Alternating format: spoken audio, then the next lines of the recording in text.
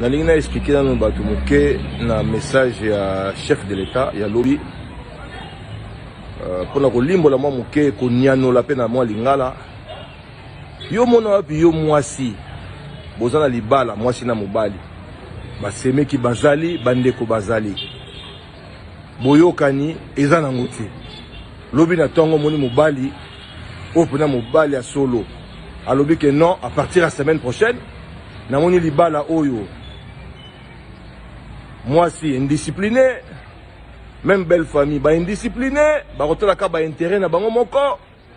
so baye na bilanga nanga na simawa to bilanga mboka bilanga quartier bakobuka ndunda kaka ya bango moko ale mobali alobi ke non sikoyo et puis batu musupe balingaka pe ekolo wana te ekolo wana pe onga na balaki batu balingi yango te bizaleli wana pe batu balingi yango te siko mobali alamoki na tongo lokwa mobali asolo abi te semaine prochaine nazotambola na bikolo nyonso auprès ya population bolukelanga libala ya sika